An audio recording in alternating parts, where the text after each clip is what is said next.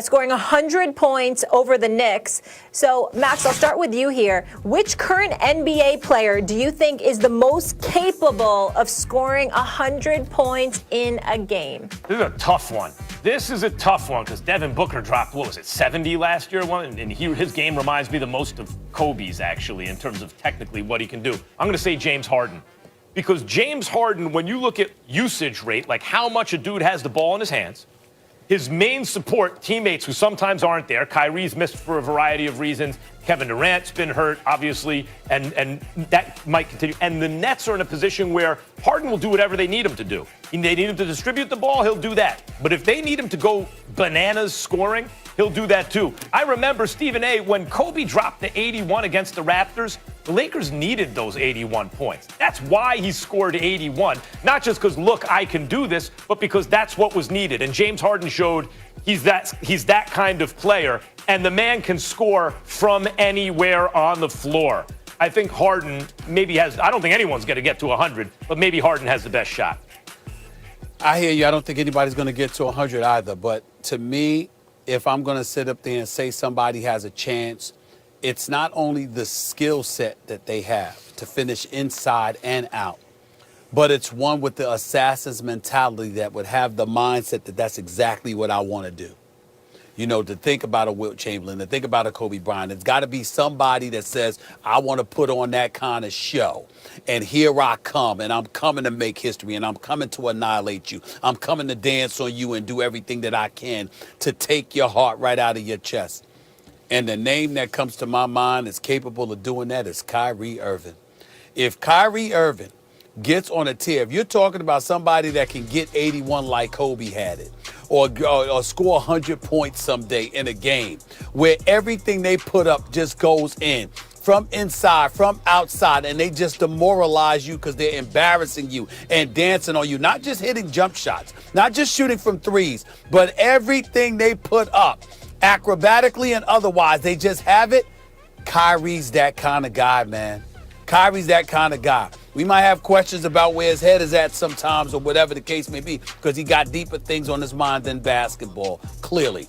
But in the end, when you look at this brother's skills, he's a showstopper. And if there's somebody that could put in 100 points or 81 points like Kobe did, like literally just went on a tear and you just watched in awe as this brother put on a show, it's that dude right there. It's Kyrie Irving. That's the name that comes. Of course, I throw Steph in the equation because it's three-point marksmanship, but I certainly would throw Kyrie Irving in there, yes. I'll throw this at you, Stephen A. So we asked everyone at home the same question, and they had Steph Curry as the number one, followed by James Harden, then LeBron, and then Kyrie. Are you surprised our first take fam said Steph? Who did you have number three? I heard Steph Curry. You said Steph Curry. Who was the list? Steph, James Harden, Kyrie, and then no. Steph, James Harden, LeBron, Kyrie. Not LeBron. Get him out of there.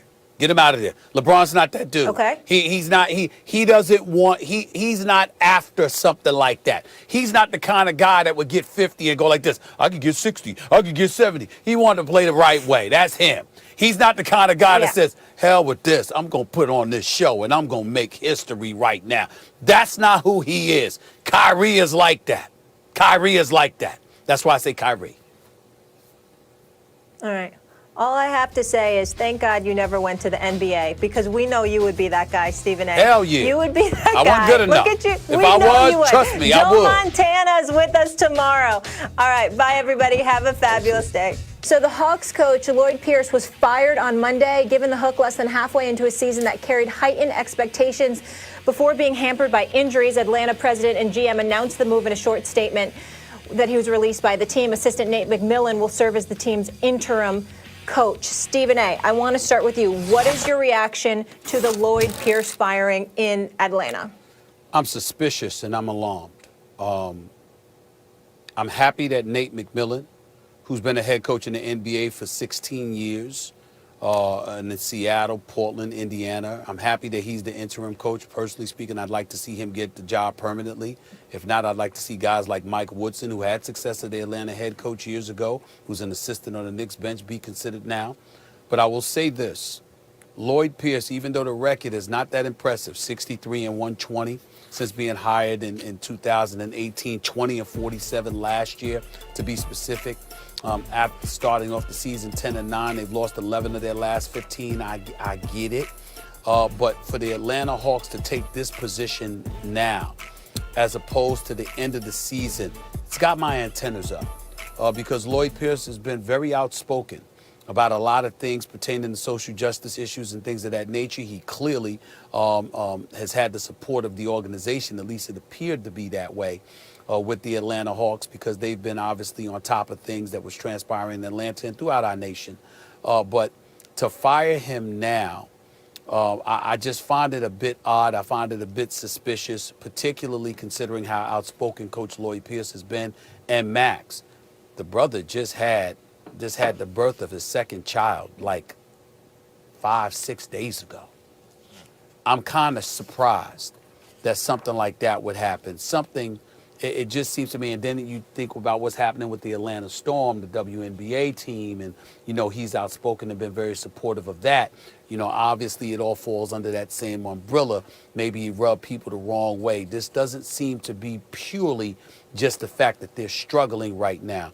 It seems to be a little bit something more that went along with this. Yeah. And I'm concerned about it, that he would be fired at this particular moment in time. I don't like it. Well, I find it interesting that your antenna goes up there. I don't think I think it's reasonable to start asking questions. Yeah. I'll also say, though, that when if you look at what's going on with the Atlanta Hawks, they're trying to build around Trae Young. And the way they've done it is to spend a lot of money on good but not great veterans, like guys who are available, who they could reasonably sign, and put a team around him, like guys like Gallinari or Rondo, or like those kind of players. And it doesn't seem to me just to be about veteran leadership around a young core or a young star in Trae Young that will mold the team eventually to be a winner. It seems a little bit mixed up, like they're trying to sort of stay competitive and win now, and they're doing what they can while they're developing Trae Young. But at any rate, those decisions have backfired this year because the record is bad. And when the record is bad, the GM who puts the plan together ain't going to blame himself.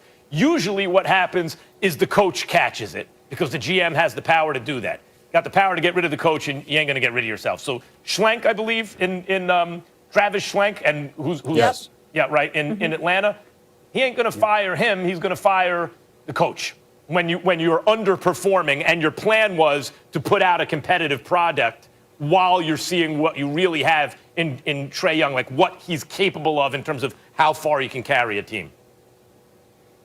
Mm-hmm. Fellas, I want to get in one more debate here that I think is going to be pretty fun. So 59 years ago today, Wilt Chamberlain set a single-game scoring record, scoring 100 points over the Knicks. So